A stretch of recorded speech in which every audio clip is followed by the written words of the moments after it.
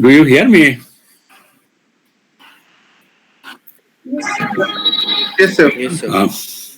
So let me first discuss your midterm exam is from 22nd probably, although the date might not have been told for this particular course.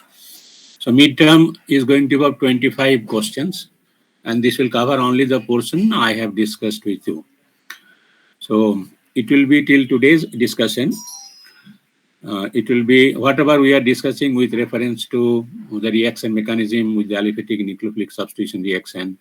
Then we started with this carbonyl group F value, etc. Regarding this spectroscopic method, it will be only restricted to the application of carbonyl group identification. But I gave you a little bit full details as far as possible, both for the IR and the mass. It will be good for you for your references, but for the examination purpose, only those discussion which is relevant to the identification of carbonyl containing substrate is going to be out of your IR discussion and out of the mass spectrometry discussion which I had other day. Right. And I'll be back with you to discuss remaining whatever the thing I had to discuss with you within the syllabus, or maybe something else which I feel that it is better for you to discuss. Probably from first week of December onward. Till that time, this time will be utilized by Dr. Tapan for the courses where what he is going to discuss with you. And hopefully by this time, I rejoin with you in the first week of December and onwards. We are expecting that if you are physically here, then perhaps both in the lab as well as in the classroom instruction might be a little bit more effective.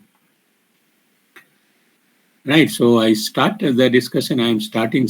Can you please repeat that part, that spectroscopy part? We have that carbonyl group identification. Carbonyl group identification using IR and carbonyl group identification using the mass. Only carbonyl group discussion, Okay, sir. not other things, only carbonyl group discussion.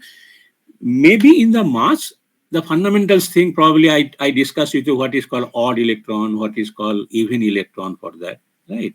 So those are relevant to your fundamental understanding. But it is primarily is going to be restricted to its application in identification of carbonyl compound only, carbonyl functional group, carbonyl compounds, right? Not the details. What are the other details will not be required for that. In the carbonyl containings, it might include the stereochemistry also, because it is based on the carbonyl compound we are determining the stereochemistry, right? Like as I discussed for that one with the using UV, you can determine that in the carbonyl compound halogenation is axial or equatorial, same thing with reference to IR also. So those things only relevant to carbonyl compound. Clear?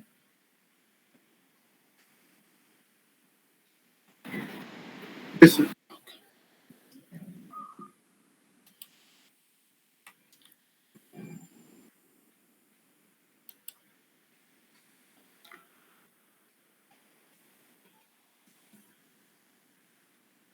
So I am starting sharing. See that I'll be traveling, and for that I need to get my RT-PCR done. So in between might be the person will come to collect the sample. At the time, maybe 10-12 minutes I'll be taking off from you during the discussion, because this gentleman didn't come to collect the sample. Excuse me, sir. Yes, yes. So is there 25 questions in the examination? 25 marks, not 25 question. Okay, sir. Yes, I probably, as I understand, it is going to be 25 marks for the midterm, and another 20 marks probably assessment and etc., which was not clear to me, and remaining is going to be end of semester examination. So end of semester examination will be the combined course of which will be covered by Dr. Pine and mine course. So what we'll do that preferably I'll talk to you in this regard, that if you feel that whatever the syllabus we have covered in the midterm, if you want that to exclude, that we can do. So that we'll discuss when that end of semester situation comes. It will be 25 marks question. Generally, I tell you, generally in IIT system, like the institute where I was earlier there, the distribution of the 100 marks for any course or any paper was 20 was midterm, 20 was called internal assessment, which is a combination of interaction in the classroom, then time to time a quiz, then attendance and etc. So I do not know how this is going to be handled during this COVID situation, because attendance is not mandatory. And remaining 60 marks was for the end of a semester examination. That is the pattern normally IIT also follow, and I used to follow in my previous institute. So here exact details I didn't get it. I didn't find out anywhere written down over there. But what Tapan told me, as far as I remember, that sir, 25 marks is going to be the midterm, which is going to only the courses which are going to cover. Then probably he told me around 10 or 15 or 20 marks, probably some kind of internal assessment. It was not clear to me. And there will be end of semester in which a certain portion of my syllabus also will be covering this end of, because 25 plus maybe 15 marks will be for this one. So 25 plus 15, how much it is being? 25, 25, 50 plus 15, 65, maybe 25 or 30 will be called internal assessment. That will be clear to you once you come back.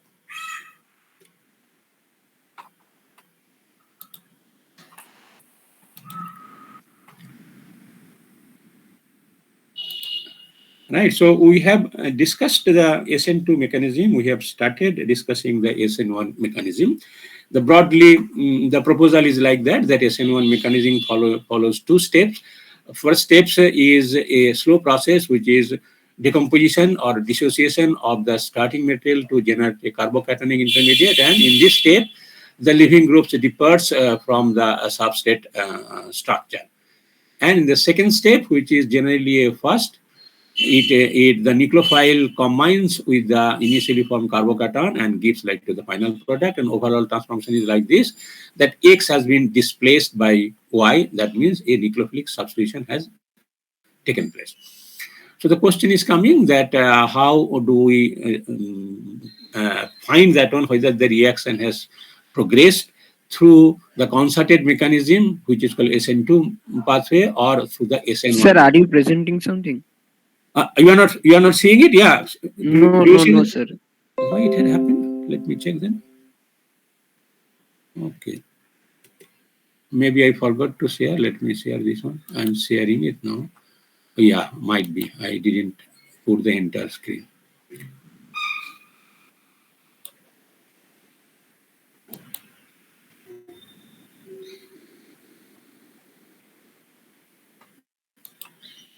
Now, can you tell me, do you see it? Yes, sir. Yes, sir. Okay, maybe I forgot to put the share button. So, question is coming that how do we know that a particular reaction, whether it is following an SN2 pathway or SN1 pathway? In some cases, looking at the product outcome, we can get some understanding, but sometimes that might be confusing also. So one is going to be the kinetics and the molecularity. In case of SN2 reaction, it is a second order reaction and is a bimolecular reaction. That is the reason it is called SN2 substitution, nucleophilic bimolecular. 2 here in SN2 stands for the molecularity of the reaction. Though sometimes kinetics and molecularity may not match all the time. So keeping in that view that the kinetics and molecularity might throw some light in the regarding the progressing course of the reaction. So it is expected that since the slowest step involves only one molecule during the progression of the reaction, it is supposed to be unimolecular, and ideally the rate should be dependent upon the concentration of the Rx.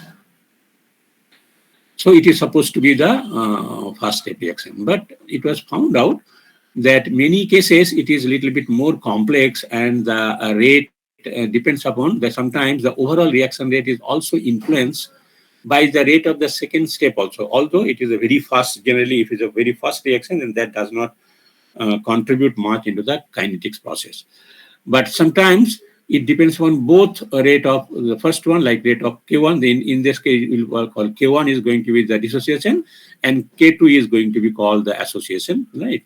And overall rate is going to be given by this expression if both K1, K2, and reversibility also. The first step is presumed to be reversible, then K minus 1, all of them will have a contribution, and we are supposed to have a little bit more complex rate expression like this one. So, three, four different ways you can think about, we can establish the course of the reaction. There is following this pathway, not SN1 pathway, rate expression molecularity. Then, since the slowest state is going to be reversible and generation and dissociation, and we can take advantage of the Le-Chatterjee principle called law of mass action, that if we can add a common ion, then it is supposed to have some influence on the reaction rate. So can we find out a common ion effect, which is called mass law effect also in the context of the reaction mechanism? Then, since in the first step we are going to generate an ionic species. Now there are different ways the structure of the substrate, means electrophile, and the nucleophile may vary. Both of them can be neutral. One can be that 4 categories we have mentioned accordingly. But in case suppose the substrate is a neutral, then the reaction is distinctly proceeds through the generation of an ionic species. In that case, anything which is going to alter the ionicity of the medium or the ionic character of the medium, that is going to have an effect on the reaction rate. So in this regard, a salt effect is a very popular terminology or popular experiment which was taken into consideration to have an understanding. If we are adding a salt means which are going to ionic species, then it is going to increase the ionic strength of the medium and is going to facilitate the reversible step 1. Then fourth obvious thing which will come in our mind to establish the reaction through the step 1 or step 2 is that since the slowest step distinctly is the formation of a carbocation, apart from the reaction rate, that overall reaction outcome can be driven by the nature of the carbocation. So can we have a proof of the carbocation?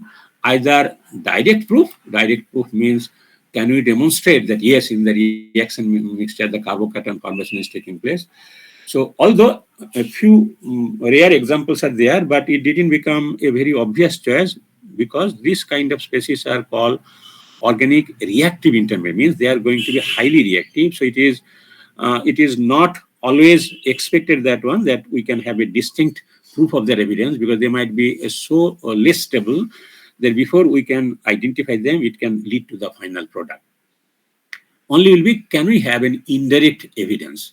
So one such indirect evidence is going to be if we take a optically active substrate, then if the reaction proceeds via the step 1 following an SN1 procedure, since it is involved the carbocation, and we know carbocation, the central carbon is a planar one, and then this carbocation is going to react with the nucleophile. It might be solvent in case of solvolysis. It can be distinctly nucleophilic species for in general nucleophilic substitution reaction.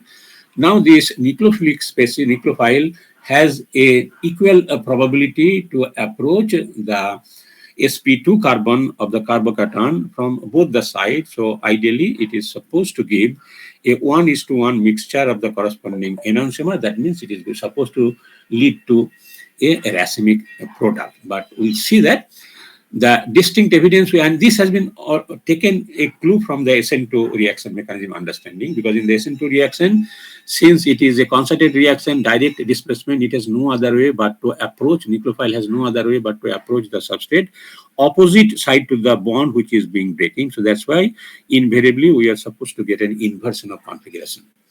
So in this case, since it is going to be a symmetrical substrate, we are supposed to get a racemic racemation in the final product in case we are taking an optically active electrophile or substrate. So although the rate expression ideally is supposed to be, so but looks like that since both K1 and K2 has a contribution, and the first step being a reversible, K minus 1 also will be a contribution. So this is going to be the accurate expression of the rate for the SN1 reaction. But it depends upon to what extent K2 and K minus 1 are being adding to the overall rate. So as has been observed that when the concentration of the X minus initially is going to be very small, so that the overall K minus X is going to be much, much less than Y. Y is going to be normally nucleophile. So the rate expression is going to be almost the unimolecular reaction is given. And there are some cases, I will give you, like for example, the case is in the initial stage, that means reaction is going to be a perfectly S1 type, and there is going to be a simply first order kinetics, which we would expect that. And this has been reflected during the rate expression of the nucleophilic substitution reaction or solvolysis of diaryl methyl halides and tertiary butyl halide. So in the early onset of the reaction, both these reactions, they follow a first order kinetic. That means mostly the rate is being expressed by the simple first order kinetics. We'll come back to the stereochemical outcome later on, because it requires a lot of interpretation and a lot of data for that. So now, if we are still considering that the step one might be the major representation. So if that be the case, Y has no influence. So Y is not supposed to have any significant influence in the overall outcome of the reaction in terms of the rate. And molecularity, so we also talked about that one. So if that be the case, that in the overall rate expression and other phenomena will be distinctly depend upon the substrate structure and its reactivity. Structure means ultimately is going to be reactivity. And substrate has also, one is going to be the substrate has a inherent reactivity profile. And once the substrate is undergoing decomposition or bond breaking, dissociation to generate the carbocation and the leaving group.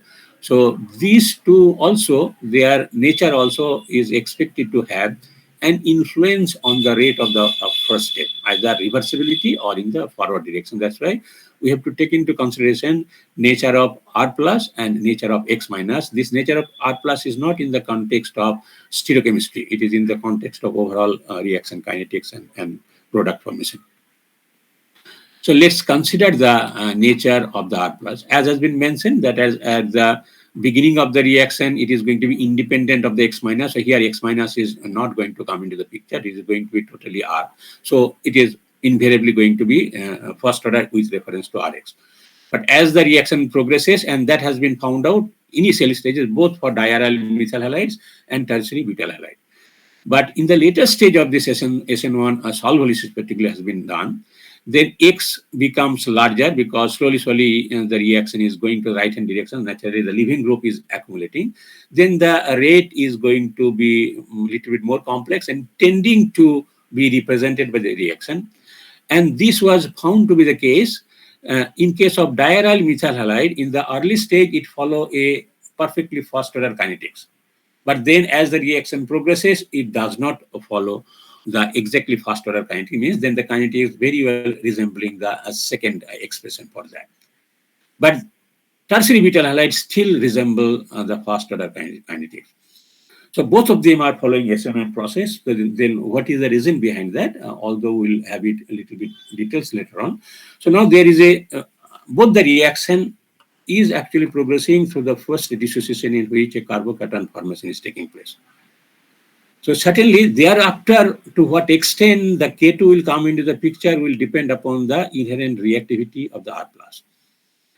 If the R plus is such that it is very fast reacting, then K2 will not have any influence, and that is actually happening in case of tertiary butyl halides. But if the structure of the R plus is such that, though it is a reactive intermediate, but it is not as reactive that immediately it is going to be combining with the nucleophile or the solvent. And that's exactly happened in case of diaryl methyl type of carbocation. Because of the two aryl group, the carbocation is going to be resonance stabilized much better than the inductively or hyperconjugatively stabilized by the tertiary butyl carbocation. So that is the reason that why diaryl methyl halide and tertiary butyl halide, to start with, they resemble a perfectly SN1 kinetics, and as the reaction progresses, tertiary butyl halide reaction still following the first order kinetics, but in case of other one, it is a little bit complicated kinetic. So it again depends upon the kinetics, also depends upon the nature of the R. So if this is a reversible, then there is expected to be that if we can externally add this X minus, which is called leaving group anion, then this is supposed to have a decrease in the reaction rate. So it has been found out that when the concentration of X can reduce, so in addition of the halide ions, decreases the reaction rate of the diphenyl methyl halide, but not for tertiary butyl halide. So generally, this common ion effect is going to be only have any impact, and general salt effect also will come later on, salt effect. They are going to have an influence only on the rate of the reaction, which is SN1 or SN1, closely SN1 type. Why now? Both of them are going to make a reversible first reaction. But SN2 process, in the SN2 process, there is a concerted reaction and immediately goes to the product, so there should not be any influence on the common ion effect. Since the tertiary butyl halide reaction is not responding to the common ion effect, so that might feel that is it an SN2 reaction, but no, the reason is a different one, because there is a high reactivity also is coming to the picture, so that K2 is not getting a appreciable contribution in the overall rate equation. And this common ion effect actually, or the salt effect, will distinguish between a pseudo first order reaction. What is called pseudo first order? Now, when we are doing an SN2 reaction, but the solvolysis reaction, where the nucleophile in a very large amount, then it will not come in the rate expression. So it will be reflecting a first order kinetics, but actually the reaction is going through a biomolecular process. So that's why these are called a pseudo first order kinetics. The pseudo first order kinetics is nothing but SN2 reaction. In the kinetics, it is following a unimolecular type of process kinetics. So then how do we distinguish? Now in that case, we can distinguish by taking help of the X minus, means common ion effect, or the salt. This is another way. Kinetically, we can find out whether the reaction was going SN1 or SN2. But there will be a problem. There are certain reactions which might be mixed SN1 or SN2, which we'll discuss subsequently. So they are probably that much significant influence outcome, we cannot get it. So common ion effect is supposed to reduce the reaction rate, but apart from adding the common ion, if we can add a salt which is going to increase the ionic strength, then also it is going to be in general have a distinctly rate acceleration in case of SN1 reaction. So with the help of the common ion effect and the salt effect, we can make some conclusion whether the reaction kinetics is following a SN1 or mechanism is following a SN1 pathway or SN2 pathway. But and in general, SN2 pathway should not be dependent on any common ion effect or the salt effect. But it has to depend upon that what are the reactant type. So if you recall in the first case, there is a type 2 reaction, except for type 2 reaction. What is the type 2? In case of type 2, both the nucleophile and the reactant, mean Rx, means instead of Y minus, it is Y. Both of them when become neutral. Then in the transition state, you have a partial charge accumulation. So if that be the case, that your transition state is a little bit charged transition state, then it is supposed to be some have impact on the reaction rate has been influenced by the ionic strength. In that case, not common ion effect, salt effect will have some acceleration of the reaction rate. So except this type 2 type reaction, in general, addition of common ion or the salt will not markedly affect the rate of the SN2 reaction. So with the help of the common ion effect and the salt effect, we can make a conclusion that whether the reaction is following an SN1 mechanistic pathway or SN2 mechanistic pathway. Now, since this is an ionization, so anything which is going to increase the rate of ionization is supposed to have, or suppress the rate of ionization, is supposed to have a influence on the kinetics. So that we discussed, that one is going to be in the ionic strength of the medium. In this regard, even if you do not add any common ion or maybe any specific salt, not specific, I'll tell there is a different term called specific salt in any external salt, but solvent polarity itself also can have an influence. So that's why nature of the solvent also determine whether the reaction by SN1 or SN2. But these are all related to the reaction medium. This is all related to the overall ionic strength of the reaction medium. But apart from that, there might be a possibility although there is going to be inherent bond energy to dissociate the Rx bond. But this also can be influenced by the external factor, particularly if somebody is assisting the bond breaking. Now, two-way the assistance can take place, which you can push and pull mechanism. Push means that one, that if we are pushing electron density from here, then automatically it is going to push the electron density from R to X, and which happen in the SN2 process, and that we have discussed. And this we are talking about, this is not the pushing mechanism. So it has to be independent of pushing is going to be the nucleophile. So it has to be independent of any external electron supply, means nucleophilicity, independent nucleophile. So then can there be anything they can pull the electrophile to take this one? So in this regard also, now we are not adding any external agent. So what is going to be there? Now the reaction medium itself. So whether the reaction medium can do the job or not. So that was found out that if we think about the dissociation energy between the carbon-chlorine bond of tertiary butyl chloride, which is used as a substrate for studying the kinetics and the mechanistic force, it is going to generate the tertiary butyl to generate the tertiary butyl carbocation and the chloride anion. In the gas phase, it requires 150 kilocalorie per mole or 630 kilojoule per mole energy. And this dissociation energy is drastically reduced to 20 kilocalorie per mole or 84 kilojoule per mole in changing the reaction media from gas phase to the water. So that means solvent, there is a feasibility of solvent assisted removal of the leaving group. But this removal has to be, so that means there has to be some kind of interaction with the solvent molecule and the structural parameters associated with the X. And it has to be from the front side, because backside is going to be blocked by the R group. And it happens only in SN2. So it has been proposed that and how to do it? Now, one way will be that can we establish an interaction between the incipiently formed X minus before X minus has been released to the reaction medium. This is called incipiently formed, just it is forming, accumulating the negative charge on X. This is the terminology, incipiently formed X minus. If it can undergo interaction with your solvent. So being a negative charge, only interaction it can go is going to be with a cation. And that exactly happens when you have salt effect. Now, generally, when you take a solvent, except the ionic liquids, which has a cationic component, and deep eutectic solvents, which are called a green solvent, because that is basically nothing but a mixture of inorganic substance and organic substances, and they are normally a charged species. Ultimately, they give a melt kind of environment, which is a liquid but has a high ionic strength. So those solvents are normally called bulk solvent, not a molecular solvent. And those solvent has come into the picture only last 10-15 years, and deep eutectic solvent maybe last 5 years or so. So certainly those were not used for the organic reaction determining. It was the classical solvents which are called molecular solvent.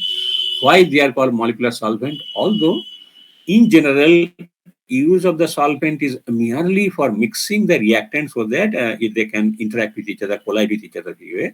But apart from giving a merely miscibility of the two reactants, the solvents provides assistance in interacting a molecular level with each of the reactants. And that is the classical solvents which we use for any organic reactions. And these are called, that is the reason they are called molecular solvents. So to start with, we always think about that miscibility will depend upon the likeness. So in case it is a polar solute, then the solvent polarity. Then dielectric constant, etc. will come. So all the physical parameter, which is going to be mostly, it is going to be dielectric constant of the medium. But we'll see that in the context of the use of the solvent, particularly for nucleophilic substitution reaction, the dielectric constant of the medium does not give a clear picture. Some other physical parameters associated with the solvent, which were known long back by the physical organic chemists, but somehow organic chemists take into the consideration all those things. So those are called polarizability, acceptor number, and a donor number. So what are those? Now, these are molecular solvent, means in the molecular level, they are going to interact with the solute. So certainly there has to be some interaction.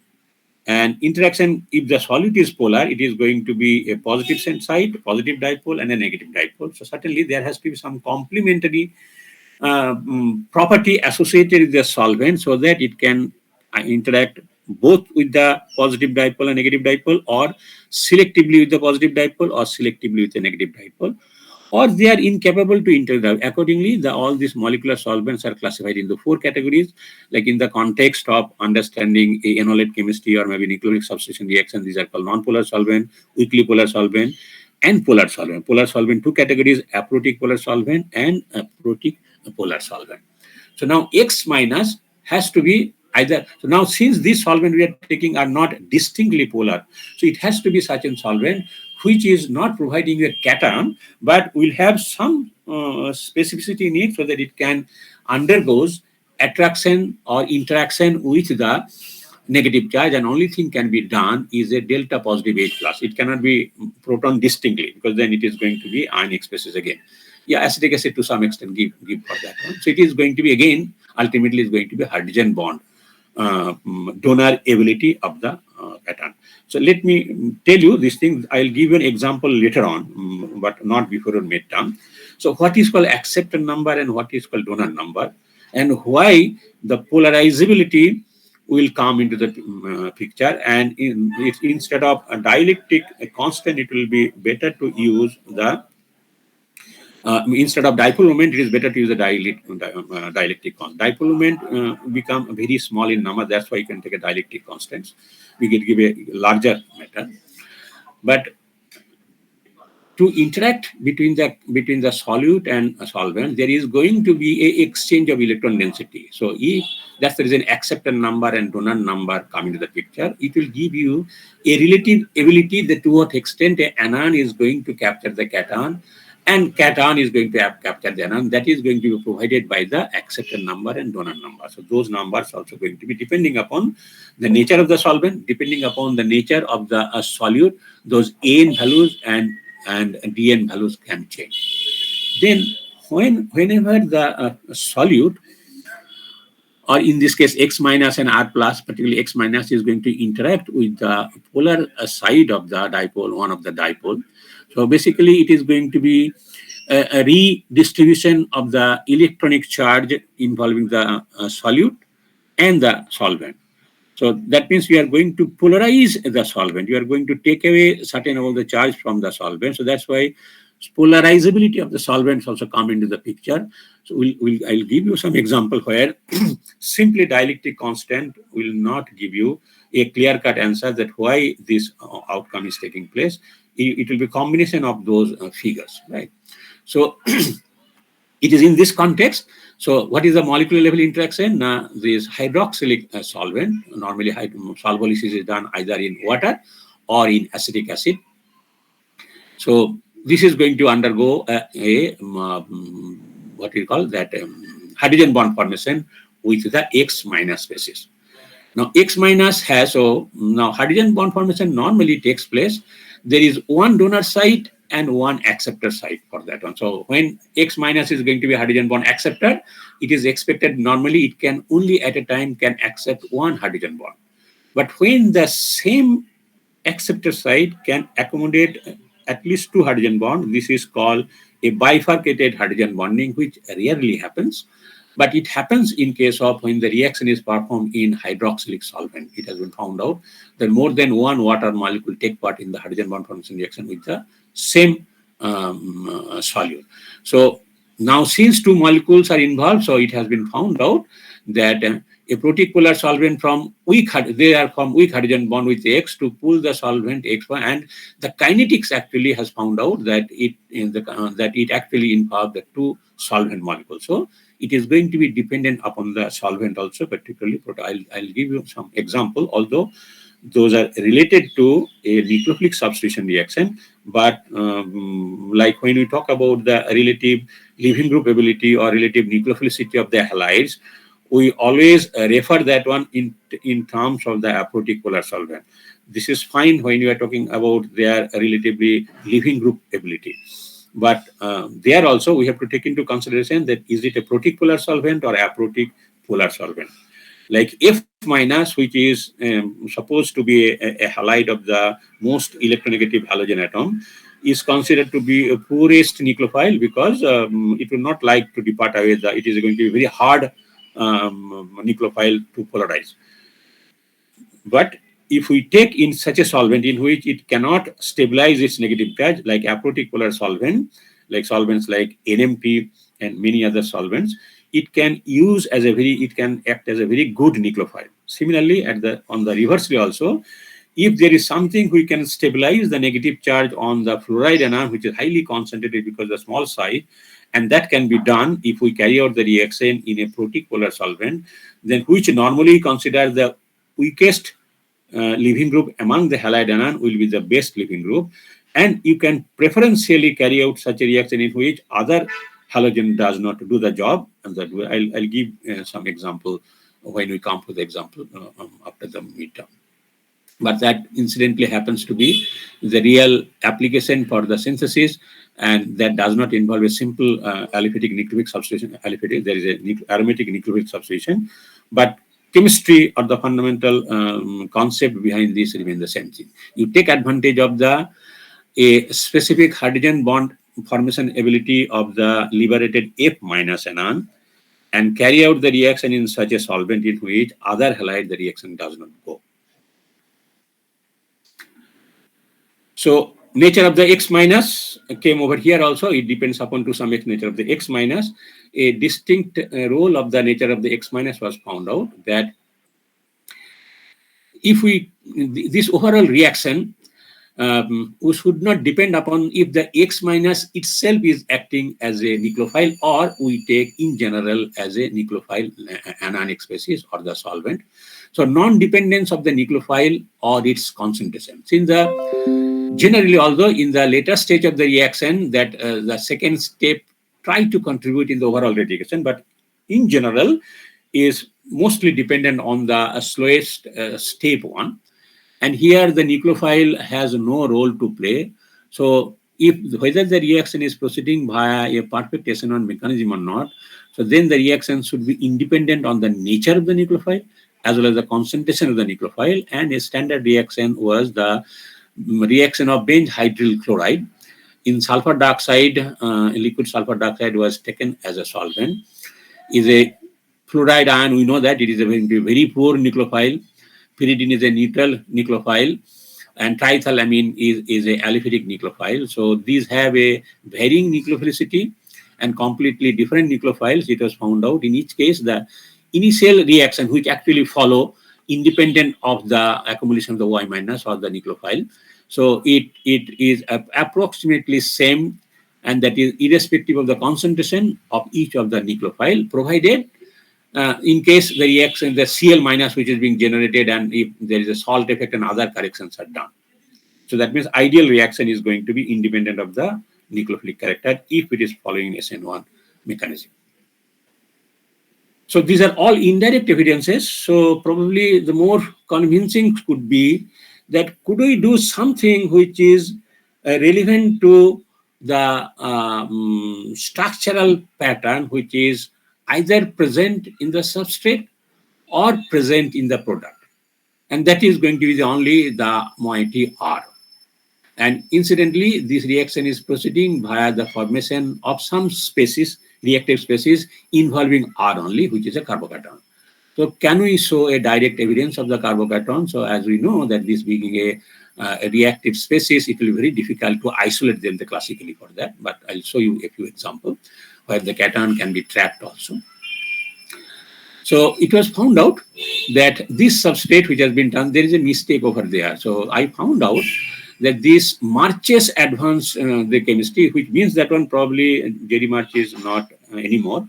So considering this is a very standard textbook, so some other people are editing this one, which become much bigger also.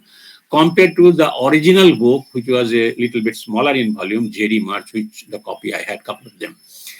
So there I found out that very few mistakes are there. Here a lot of mistakes are there. So what is that? Now 3,4-dimethoxy diphenyl methyl acetate. So this is methyl acetate, like this is one carbon, and this is going to be, this is 3 and 4. This is also not the properly for that one. It should have been 3-methoxy, 4-methoxyphenyl. So 3,4-dimethoxy give a difference. That means in the same phenyl ring you have a 3-methoxy and 4-methoxy. So I also didn't check that one. This naming also not correct. So anyway, means that there are two phenyl group. In one phenyl group, there is a 3-position methoxy, and another phenyl group, there is a 4-methoxy substitution. This is the substrate 10. This was subjected to a photocatalyzed solvolysis in aqueous acetonitrile water 1:4 ratio. And it was believed that it is supposed to proceed to the form of the carbocation. Here what is happening, the dissociation is taking place here, and since due to the presence of these two methoxy group, this carbocation is going to be stabilized, so that is the reason this substrate has been taken. So mistake is that there should not be OSC group over here, this should be hydrogen over here. So under photochemical this thing, you get the energy to generate this one. Now this reaction, when you are monitoring the reaction, it exhibited a UV spectrum which will only tell you that there is going to be this intermediate, because the oxygen lone pair is going to be make resonance contributions. Accordingly, you are going to get a chromophoric pattern where it is going to generate a absorption corresponding to a highly conjugated species. So UV spectra, it indirectly tells you that if this is not there, naturally you cannot have this. So this is more direct compared to the other one, right? Then another similar kind of evidence was obtained. If you take this diaryl methyl acetate, in which aryl group is going to be morpholino of phenyl. So this is phenyl, this is going to diphenyl acetate. Each phenyl group has para position, there is a morpholine group. This is called morpholine, when nitrogen and oxygen is in the same molecule 1,4 position. When both of them are oxygen, those are called dioxane. When both of them are nitrogen, these are called piperazine and dihydropiperazine. Dihydrogen. This is going to be completely. Piperazine is going to be when this two nitrogen and is aromatic moiety. It is going to be parhydropiperazine. So here also it was found out that you need not to do UV spectra over here. So when the reaction is subjected to a hydrolysis in aqueous acetone, it original is a colorless. If you take the acetone solution, is a colorless, but moment you addition of water to the colorless solution of this material in acetone leads to it, means that direct observation means that moment you do this water, then there is going to be dissociation and you generate the carbocation over here. This carbocation is going to be resonance stabilized by the nitrogen lone pair. So what you are getting a heteroatom containing highly quinonoid structure, and because of this quinonoid structure, you get an intense color. So color formation will only tell that there is going to be conjugation, and only way conjugation can obtain that provided there is a carbocationic character at this carbon. So these are a few more convincing, but still not that much direct. Direct means that we are not being able to isolate the carbocation. So other evidence, direct or semi-direct, you can call it, came for that regarding the reactivity pattern, which probably will take a much more comprehensive example later on. So it was found out that if there is the leaving group is in a bridgehead position, like this particular 1,2,1 norbornene system, like 1-chlorocamphene, this is called 1-chloroapocamphene, is a molecule 1. This is a 2,2,1 norbornene system. If it is boiled for 21 hours in 30% KOH, and it provides an assistance also. It provides an assistance also because you are providing a silver nitrate, so that it will help you to remove the silver chloride and assist the carbocation, but it becomes completely inert to this reaction condition, and only reason is that you cannot achieve a planarity at this bridgehead carbon. So that's the reaction, that you cannot do the reaction even to some extent under assisted condition.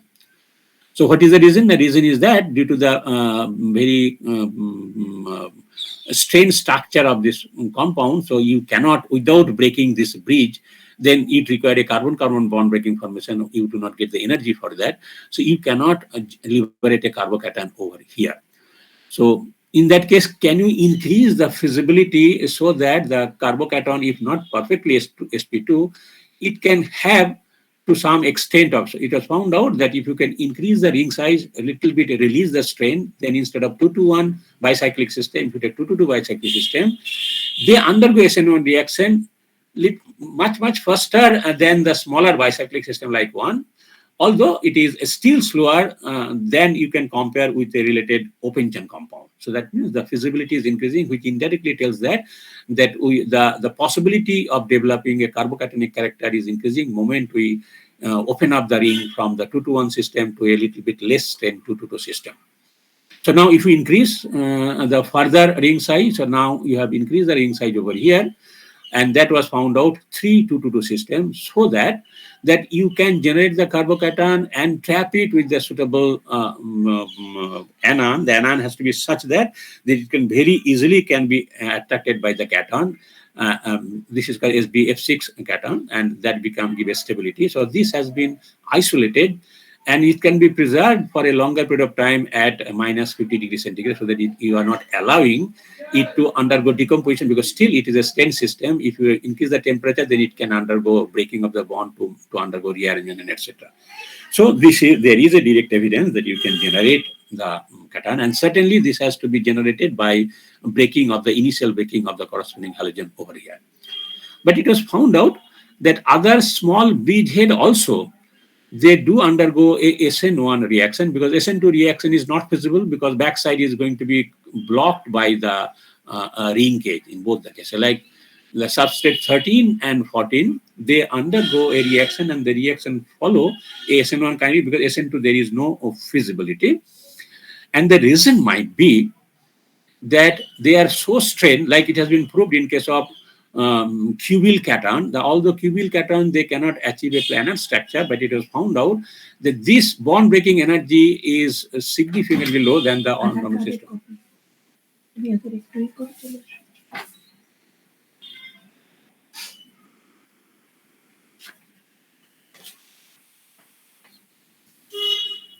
So ab initio calculation, at least in case of 14, has found out that although it cannot be planar, but it requires lesser. Ab initio calculation.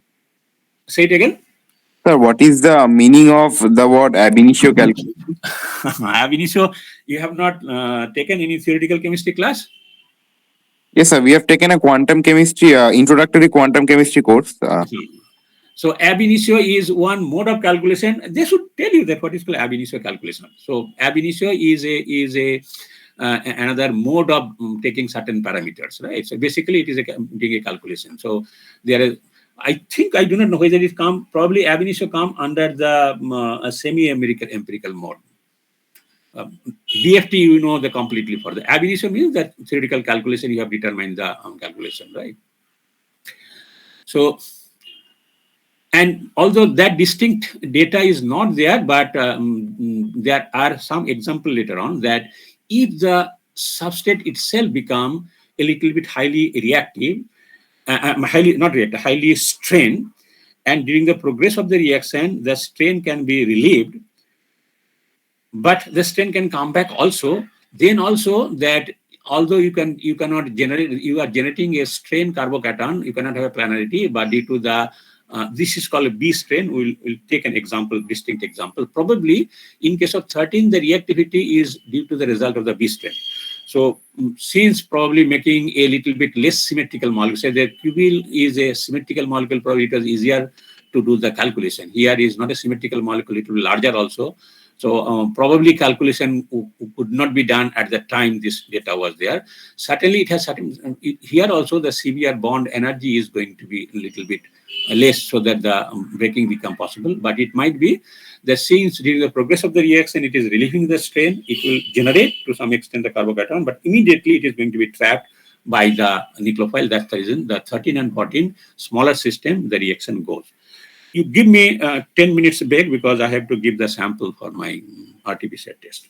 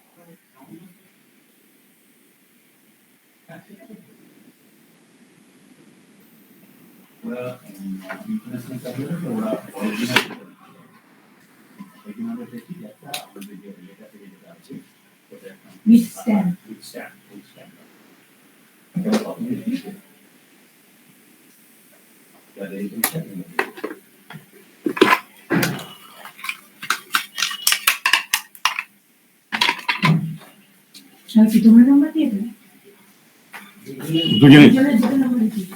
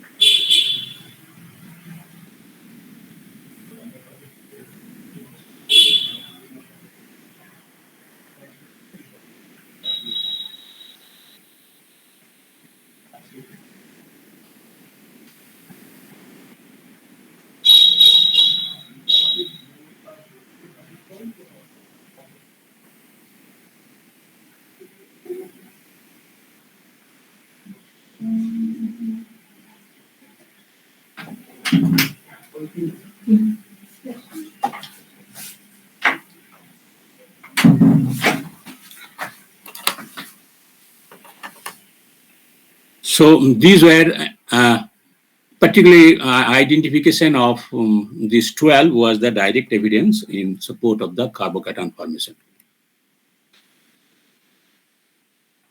Now, although that Norbornene system that generally do not allow to the reaction to proceed via SN2 in general, and SN also should not proceed because only reason was like that you cannot generate a carbocation over here.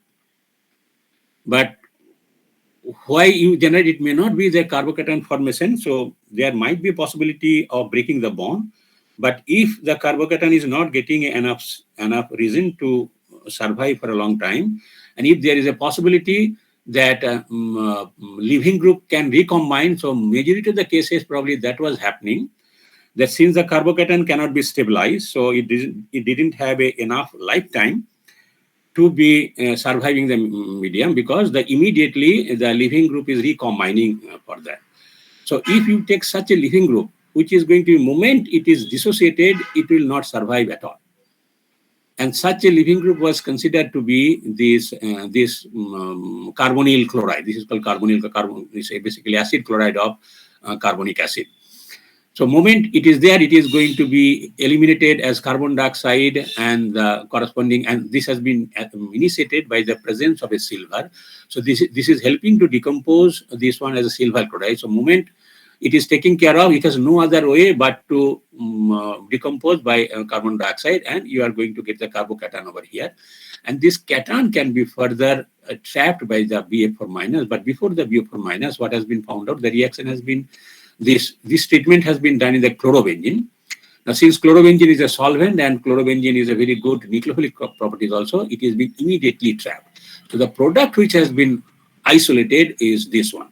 So this product isolation tells that this is also a substitution reaction, although the substitution is going to be by this as a nucleophile. This cannot go by SN2 process because the backside attack is going to be totally blocked because it cannot enter the molecular gate. So it has no other way but to go for the SN1 mechanism. So it also possible to generate, to proceed the reaction via a sterically hindered or the highly strained 2-to-1 Norbornene system, provided The leaving group is of the type that it cannot function as a nucleophile and thus cannot come back once it has gone. And such this displacement of the CO2 provides this situation. Right? So these are the distinct evidences, which is basically evidence is that the first step is dissociation, and dissociation got to be involving the formation of the corresponding carbocation and the X minus species.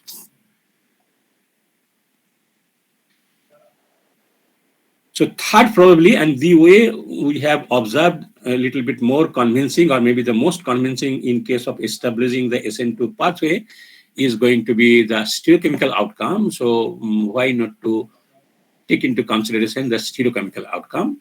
So although initially it is perceived or obviously perceived that if the reaction proceeds by the carbocation, it is supposed to end up with getting a racemation. But looks like that it is not as straightforward as it is thought to be.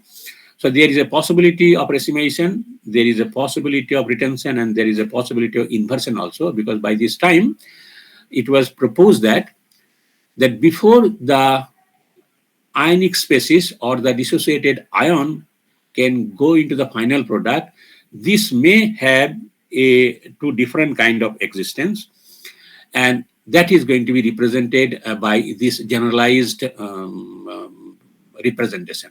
Like the first step is going to be ionization, which is expected to be reversible, and moment it generates the ion, how the ions are surviving in the reaction media, that will depend. Either they can be intimately associated, or they might be very, very tight. These are called contact ion pair. They will be in immediate contact with each other. This is called contact ion pair, or called tight ion pair, or called intimate ion pair. Or the ion pair can be not totally separated. They are still in a pair form, but in between there is going to be a separation by a solvent. So the solvent is holding both the cation and anion together.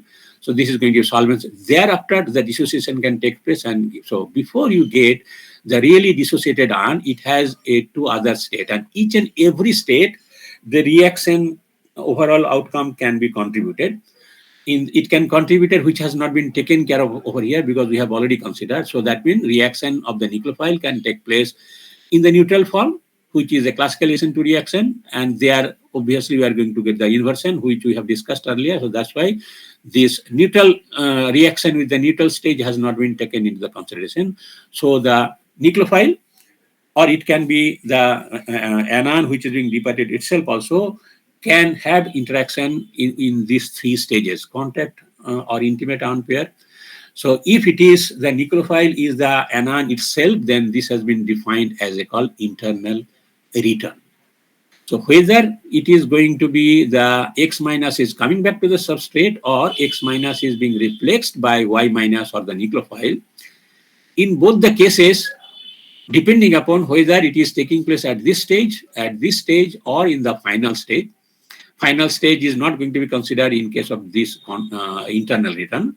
So it got to be inversion. So why inversion? Now, when there is a contact ion pair, so if the reaction has to go through either contact ion pair or the solvent separated ion pair, when it is in a contact ion pair form, so the side of the R from where the X is being departed, it is still being blocked. So naturally, the nucleophile has no other way but to come from the opposite side.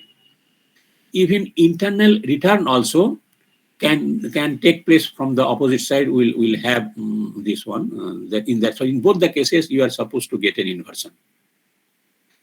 So though it is involving a formation of cation, but overall product outcome may not give you a racemation. It may give a completely inversion also, or to some extent inversion. Then if proceeding by the solvent separated ion pair, the same situation exists here also. Now, but that will depend upon to what extent it is going to be solvalized, right? So in general, if the solvent separated ion pair is being totally trapped by the solvent, and the interaction of the solvent with the cationic, but at least become symmetrically, that means it is being symmetrically solvated, then it is supposed to lead to a racemization. But generally, in most of the cases, when it is remaining as a solvent separated ion pair, it remains asymmetrically solvated. And that happens if the R is a asymmetric center itself. So if it becomes asymmetrically solvated, so solvolysis also, which normally supposed to give a racemization, you are going to give an inversion reaction either with an external nucleophile or even the anionic group, leaving group is taking place as a reaction in which called internal return. So this is going to be again a inversion of configuration. Same thing might happen in case of dissociated ion pair also, whether it has been dissociated, but now it is being solvated by the ion. Now here also the solvation can be in such a way that you are not getting a equal access of the nucleophile from both the sides. That is called asymmetric or disymmetric solvation. For symmetric solvation, you will get the racemization, but for the disymmetric solvation, you can either get an inversion or you get a retention. So if you are getting retention, some of them can go via inversion or retention, then some might be in racemization product, or overall can be some inversion or some retention. So looks like that it is not going to be straightforward because these are the various possibilities. Now, which pathway is working, then you need a evidence for that. So what are the evidence for what is called an internal return? And that is indirectly is going to give you the feasibility or the presence of a contact ion pair. So when parachlorobenzyl paranitrobenzoate, right? So parachlorobenzyl means that CH, then two molecules of the parachlorophenyl group, and it has an hydroxy group. That's why it's called hydryl. This hydroxy group is going to make an ester with the paranitrobenzoic acid. That's why paranitrobenzoate is coming. So this is subjected to treatment with 80% aqueous acetone. So here you take the ester carbonyl group O18 level, and there is possibility of exchange of the O18. Either O18 is going to be associated with the carbonyl part, like this one you start initially, but this can be converted to the ethereal part also. This is called exchange of the isotopic exchange, called scrambling, isotopic scrambling. And also it can undergo a racemization also, because if it is involving a contact ion pair, when the anion is coming back, it has to be coming back from the opposite side. Naturally, some of the molecule is going to be racemized. So you can get a racemization. So what you can generate, you can find out the ratio of K exchange versus K racemization. It was found out that K exchange versus K racemization was more than 1. Now, exchange has to be associated with the ionization process. So looks like that. K exchange is going to be measurement of ionization. That means the rate of ionization is going to be more than rate of racemization. So that means whatever the cations are being formed, so had it been the case that this is in a fully dissociated form, and in this solvent, there is generally do not take a disymmetric solvation reaction. So you are supposed to get a racemic rate is supposed to be the rate of ionization reaction if the reaction only occurs through the R+. Now, looks like that rate of racemization is less than the internal collapse or internal returns, which means that some of them is going to come back, and that is only possible that if it is in a contact ion pair. This becomes a direct evidence of the contact ion pair. Now, the question will come whether intermolecularly or intramolecularly, that experiments also. So if it is a contact ion pair, then if we add a additional beta nucleophile and the reaction is performed in the presence of 0.14 molar sodium azide, it was found out that it has no impact on the exchange rate, means called, and no racemization takes place when you are taking this one, right?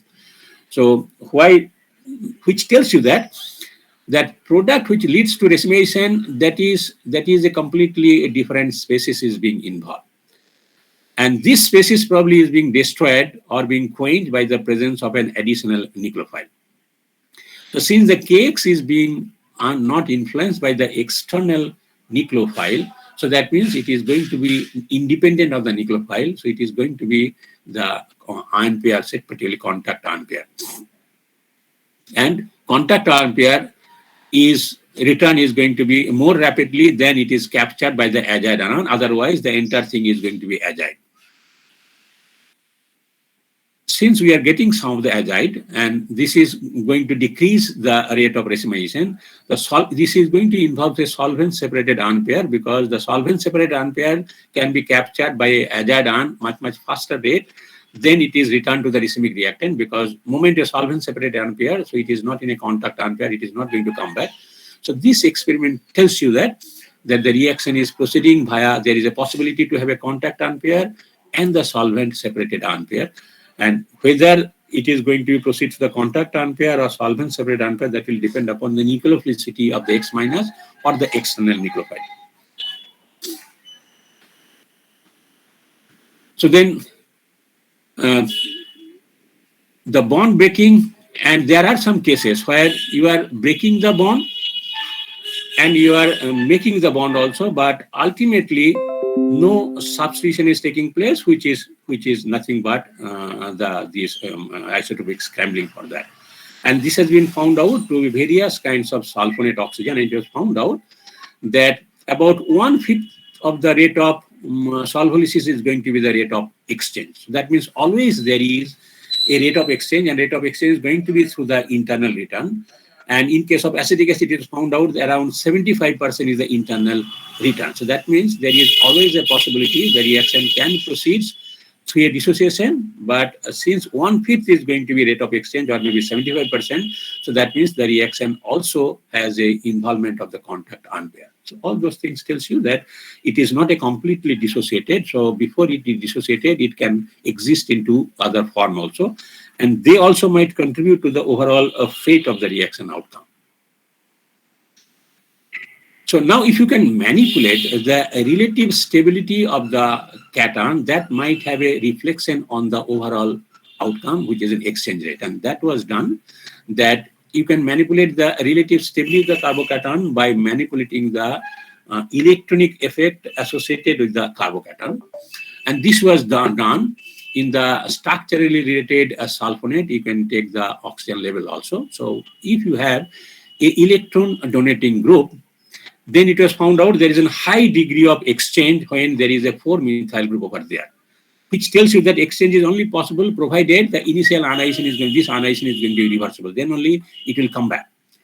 So if you are, but practically there is no negligible exchange when X is an electron withdrawing group, particularly when there is a probably nitro group for that. And this is associated with the relative stability of the carbocation. When you have a highly electron withdrawing group, so it becomes highly reactive, and as a matter of fact, it requires a distinct assistance of the solvent. So probably here the reaction might go more towards the direct solvolysis, a direct replacement, rather than proceeding via the formation of the carbocation. So this indirectly tells you, so there is no exchange. And what was found out, that if you take external tosylate with a labeled or unlabeled one, so it has no influence on the overall isotopic exchange. So that means isotopic exchange is not taking place intermolecularly. It is taking place through intramolecular, means through internal return. There is a distinct evidence, separate experiment also for that.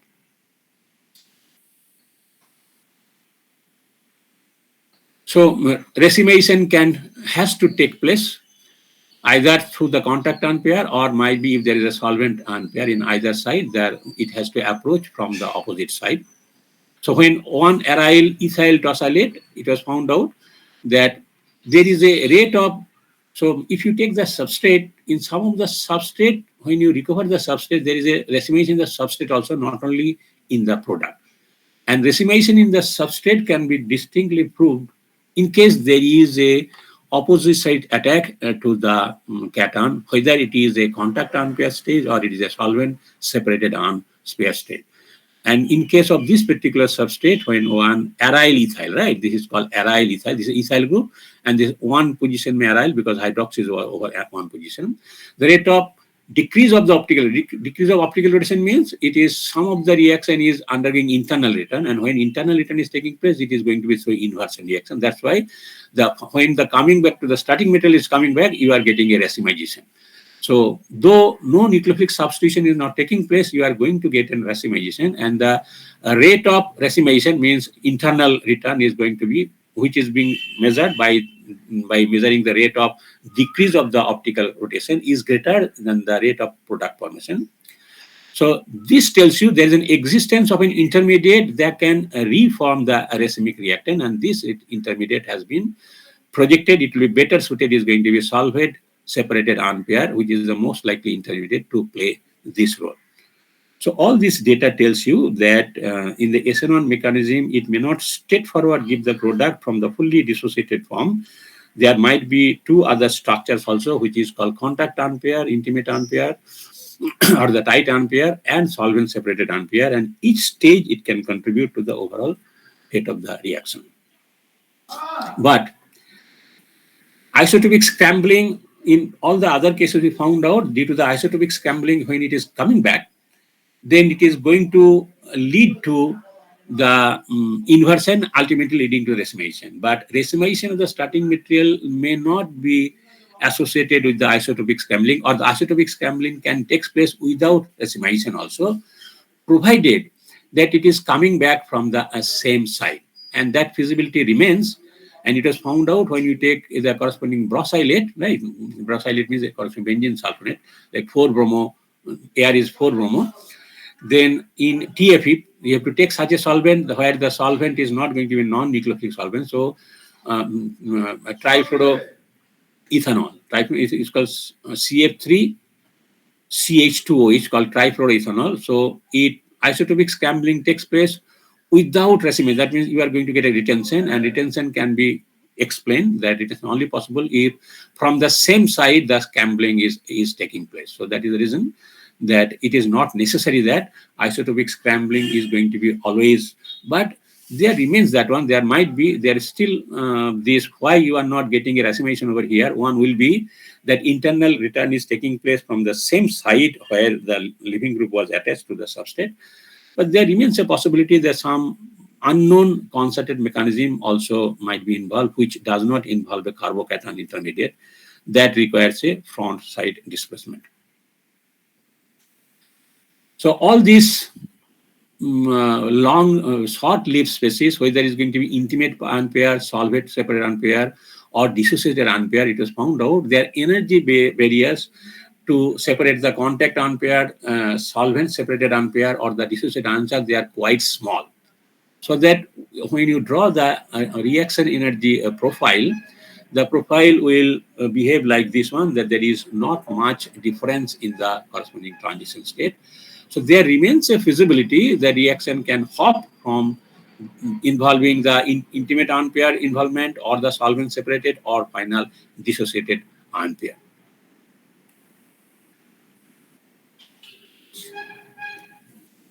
But then there is also a possibility that it might be a gradation from SN1 to SN2, and that feasibility is there. That will depend upon the participation of the nucleophile. If the nucleophile can participate distinctly in the rate determining step, then it is going to be close to SN2 or SN2 type. If distinctly there is no role of the nucleophile in the reaction kinetics, then it is supposed to proceed more towards SN1. So there remains to be a intermediate involvement where the participation of the solvent will be there, but not distinctly. So this has been, so the energy profile diagram might be like C is going to represent, these are called SN1 limit, SN2 limit, or SN2 intermediate kind of mechanism. Although initially this was not tagged as an SN1, SN2 limit, but later on it was given SN2 limit. Like the curve C is representing a perfect transition state where the nucleophile, or if solvent is a nucleophile, that intermediate is involved. In A, which is going to be only Rx, so no intermediate is in, no solvent or nucleophile is involved. That means it is only the dissociation step is the important one. Only thing that you are going to involve a charge step. But in between, which is called B, is a mixture between SN1 and SN2, which will involve both the intermediate as well as the ion separation. And this has been termed as an SN2 intermediate.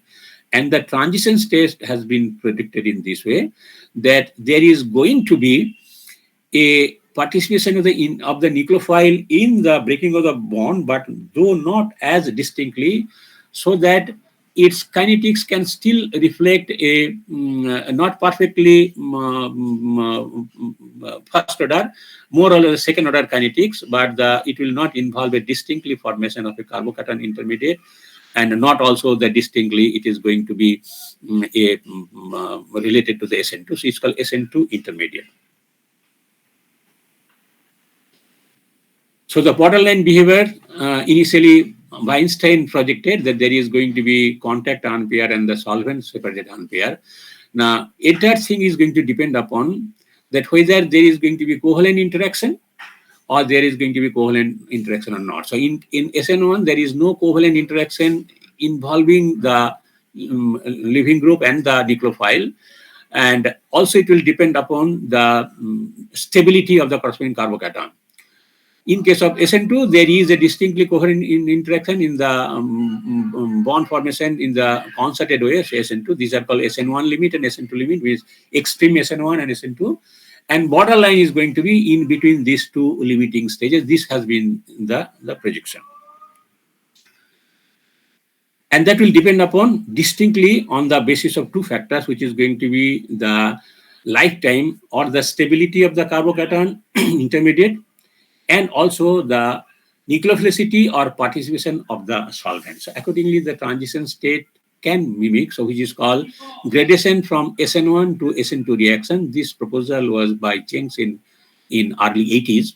So SN1 limit is going to be which we call a perfectly SN1 reaction, represented by the energy profile diagram A, in which that carbocation intermediate has a significant lifetime, so the reaction kinetics will form, and is equilibrated with the solvent prior to its capture by the nucleophile. Means it can have a either equilibration with tight ion pair, then you are not getting a bond breaking immediately. So we are not taking the internal return. So there is going to be a solvent separated ion pair. That's the reason you are going to a top over here. Then there is a tendency that this nucleophilic participation is tending to take place in the part of the SN1 process, but this is not distinctly involvement. So there is a tendency that nucleophile is start participating, though not distinctly. Still, it is going to follow the SN1 kinetics. Then it will going to call a uncouple. Uncouple means that here this is going to be the decreasing ability, decreasing order of the R plus stability. So it is not significantly stable, not distinctly stable. There is a little bit lack of stability.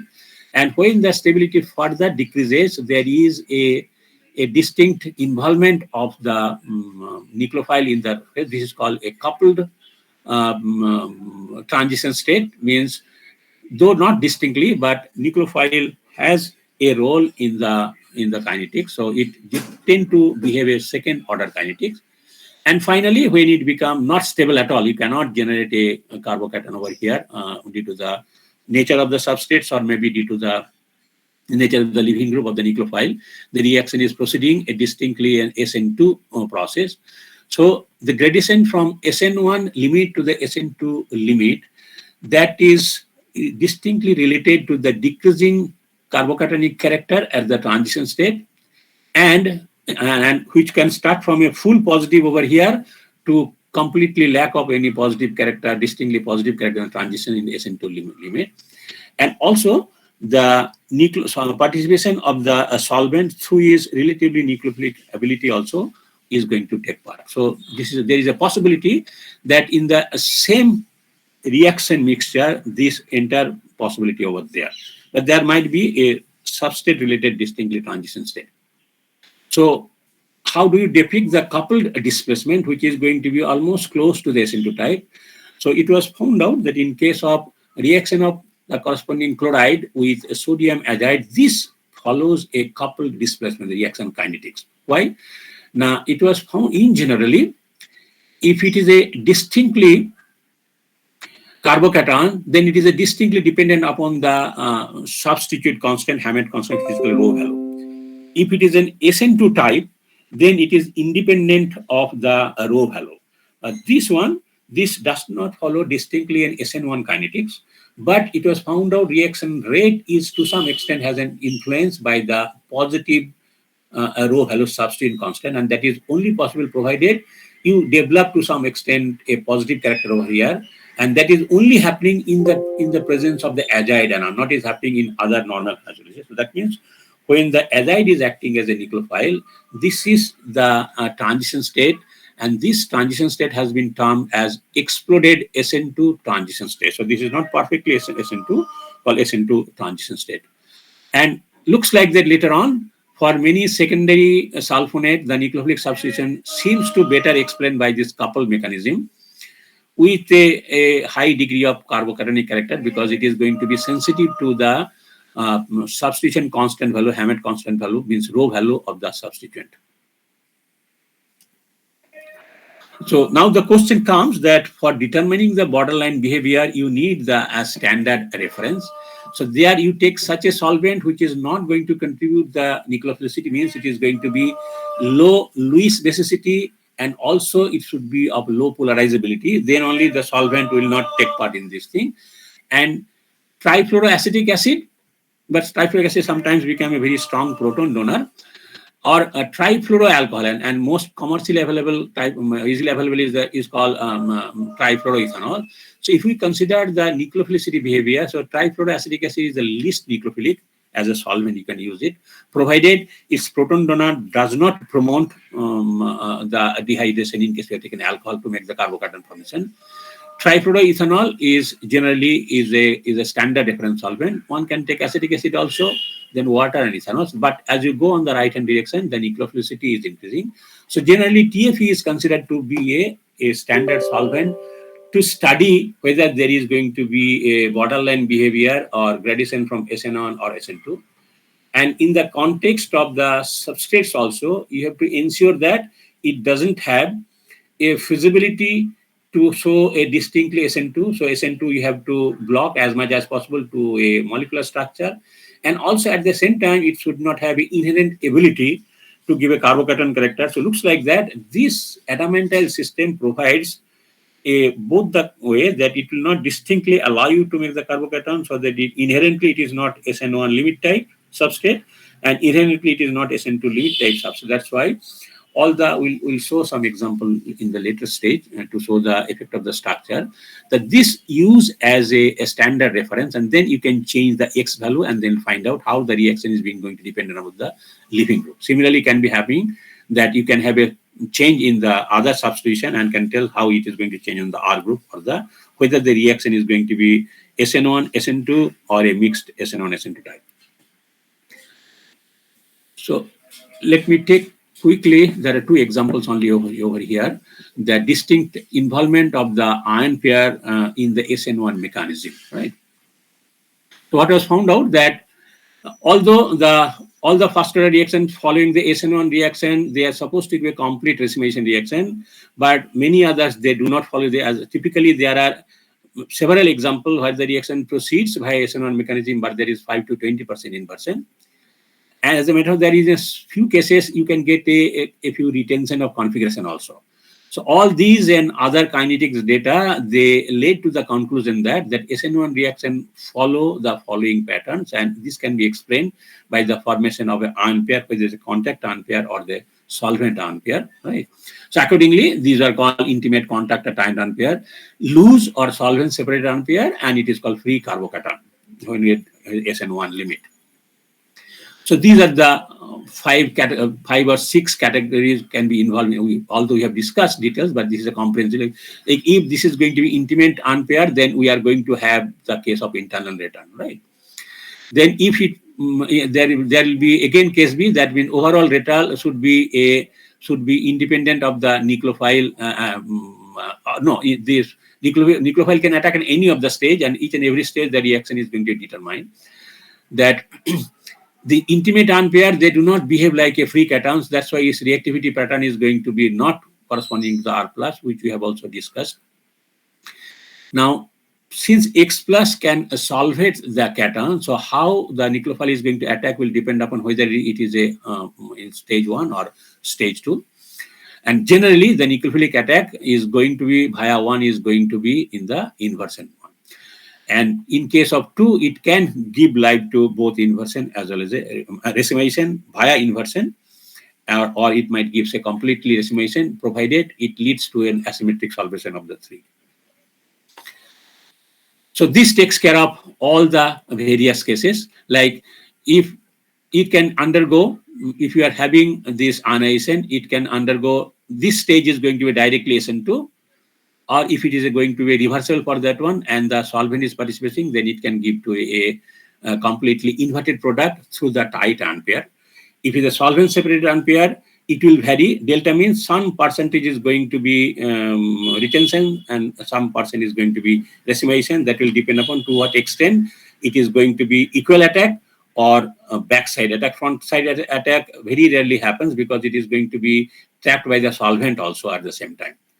So until and unless you are both A and B are going to be involved, so we are supposed to get a completely reversal. So it takes care of all the various possibilities, taking care of this involvement of 1, 2, and 3.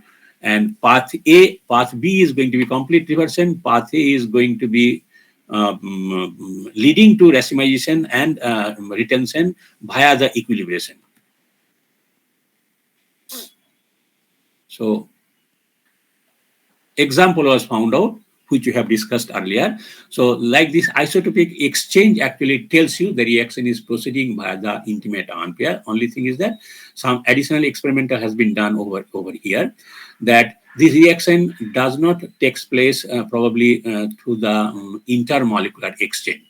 Because if you add additional substrate, then the scrambling was found to be almost original. So since the scrambling is not being influenced by external addition of a labeled anion or maybe neutral species, so that's the reason it tells that it is going to be via the intramolecular return, not by the intermolecular process. So that tells you the involvement of the tight ampere.